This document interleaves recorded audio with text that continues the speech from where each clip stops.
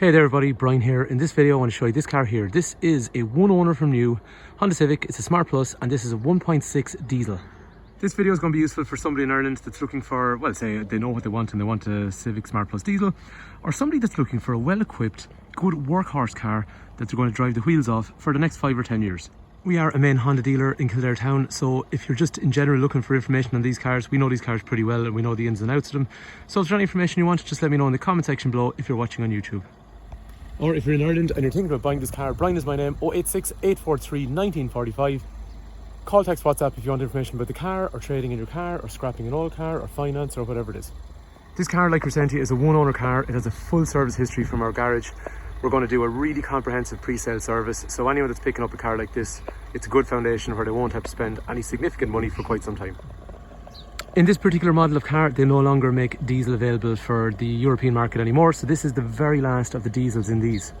The next car that comes out is going to be petrol hybrid, which is all very well, but there's people that do a lot of motorway driving, they do a lot of mileage in the year, and those hybrid cars are not going to work for them. So what we're finding is there's people that are coming looking for the very latest, or what is the newest second-hand diesel car I can get.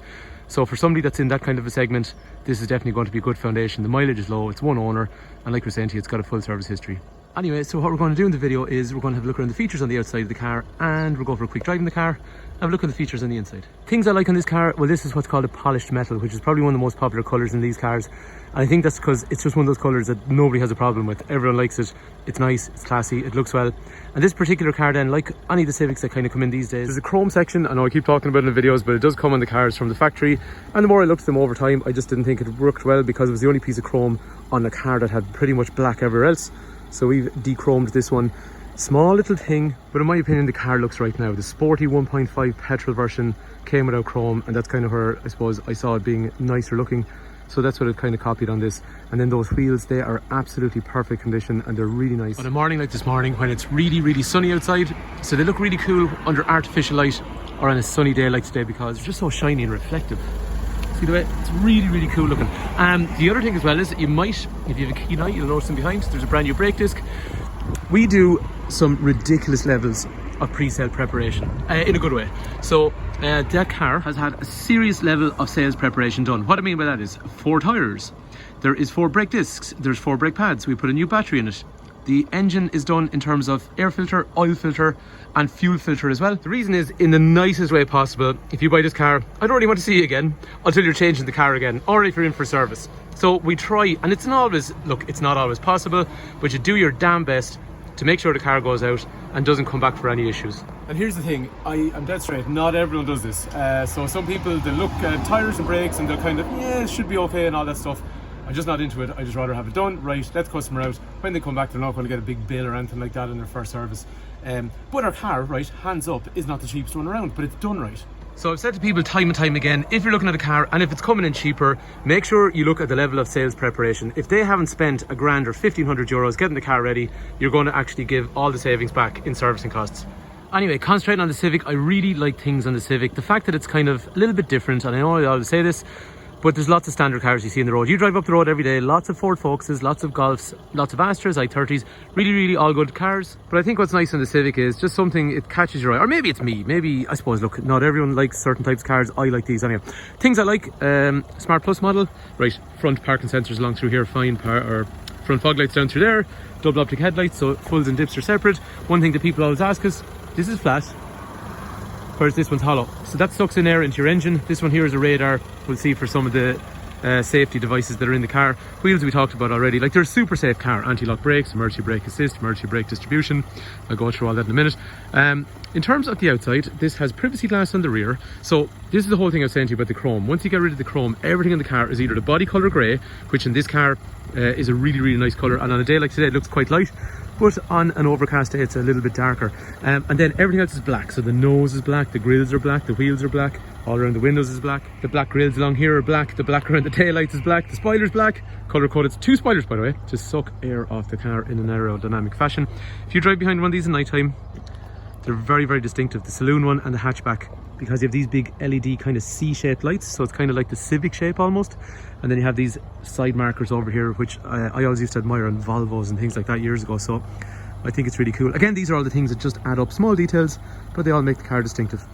One thing that you wouldn't think about on these is people buy them because they're actually quite a large car. So we've had these cars at home, had 4 or 5 of them, 3 or 4 of them even, sorry, four. We had 4 of these cars, one every year for the last 4 years. The boot is massive. I've gone on holidays in these cars, but last year we went in a Tucson. I don't really know why, but I just grabbed a Tucson. I thought it had more space. It really didn't have any more space than this car because the aperture is so large. And then even at that, okay, we had a child seat in the back, so you can't drop the seats, but if you want, you drop the back seats and you get a load area that's basically as large as a car style van. The previous owner in this car, her kids were growing up. This car has had a very easy life in my opinion. And one of the flexibility things on the boot, oops, hit my head, is this.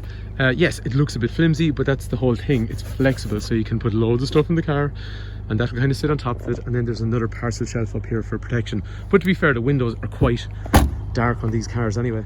Key's got some functionality as well, so you lock the car, obviously, that's fine. The lights will turn off after maybe 30 seconds. And then also, it's kind of hard to see because the sun's shining on it, but the lights are still on at the moment. Without boring to death anyway, I won't wait for that. But if I unlock the car, the lights will come back on, that's fine. I can also drop the windows using the key as well. Or similarly then, I can lock the car, retract the wing mirrors, and also the windows using the key. Like we're saying, I think this car's had a pretty easy life. Condition is really, really nice in the back. The seats, the floors, 3 head restraints, 3 3-point safety belts, ISOFIX on both sides, big armrest in the centre. And in terms of size, if you are 6 foot or if you have 6 foot children, this is just a point of reference. So height is pretty good. The roof is lovely because it's black, it's dark, so it's kind of sporty. The legroom sitting behind myself is quite good. And then over here you will have things like nice brushed aluminium, tweeter up here, and then a speaker down there. So every door has 2 speakers, so there's good sound system in the car. Up front, sorry about the sunlight, it's really ruining the camera at the moment. So electrics for windows and mirrors, height adjustable seat, lumbar support so you can harden the back part of the seat, rake reach steering so it goes in and out and up and down. I'm going to run through all these features here, but we're going to go for a quick drive back to the garage. Nice aluminium pedals, which are quite nice, and they look nice down through there as well, but they're nice to use. The engine then is a 120 horsepower, 300 newton meter torque engine, and it's quite a light unit as well, so it actually weighs nearly less than the previous non-turbo petrol engine. So it makes the front end of the car light and nimble, but the car feels wide and planted on the road.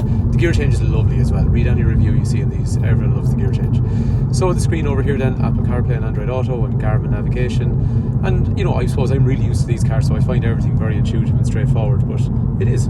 The safety in this car is super excellent. So things like your cruise control follows the car in front. If they slow down, you slow down. Speed limiter, which actually looks at the speed signs. So if you go into an area and you're exceeding the speed limit, it'll slow you down. Things like even the headrest, you can bring it forward to reduce the amount of whiplash you get if someone hits you from behind. Lane change warning, which warns if you drift out of lane. There's just loads of stuff. Even like after that, obviously driver's airbag, passenger airbag, curtain airbag up high, side of my seat. There's excellent brakes in the car, so it's a really, really safe car. Like I said to you, it feels wide on the road. The kind of car, they just work well in all conditions. It's just one of those cars, it's comfortable on the back road if you have to drive it on a bit. It feels good and safe, but it cruises on a motorway. I remember actually one day talking to another Honda dealer, and he was driving one of these down the road, and he was just on the phone at the time. I remember he said, do you know what, this just reminds me of an Accord, the way it drives. Anyway, I just want to run through the dashboard in terms of the Honda Connect system and the steering wheel and some other buttons on the car. Start-up sequence on the... So these clocks, well, yeah, these are all digital. This along here is more of an LCD on either side. That's a tyre pressure monitor because we just fitted tyres to it, so I need to recalibrate that. To toggle through all that stuff here, to toggle through all that there, I'm going to press this button here, average speed, fuel efficiency, all that kind of stuff. This is where your speed sign recognition would be. This is the cruise control we talked about. Automatic wipers, automatic lights, and they even dip when you meet traffic. Down through here, front and rear park sensors, traction control, collision mitigation, big reverse camera in through there, navigation as you can see. But most people will go into smartphone connection, which is Android Auto or Apple CarPlay, and use things like Google Maps and all that kind of stuff. This is touch and swipe. The gearbox is nice to use. As we talked about, there is electronic handbrake. There is USB point with HDMI, some storage, 12 volt outlet, drinks holders, more storage, another USB in through there. So well equipped, and you know what, like, it's snug enough. I remember when these cars came out first, it was just nice. I liked, this is what you're looking at when you're driving. Everything was kind of towards you and nice and straightforward. Anyway, there you have it. Brian is my name, 086 843 1945 if you want more information on the car, or if you want information about trading in a car or financing. Hopefully the car is of interest. This is going to be an excellent car for somebody that wants to buy a diesel car with good spec, that's nice to drive, that's going to chew up a lot of mileage, and is generally a very reliable vehicle. thanks a million for watching. Hopefully the car is of interest and hopefully the video has been useful.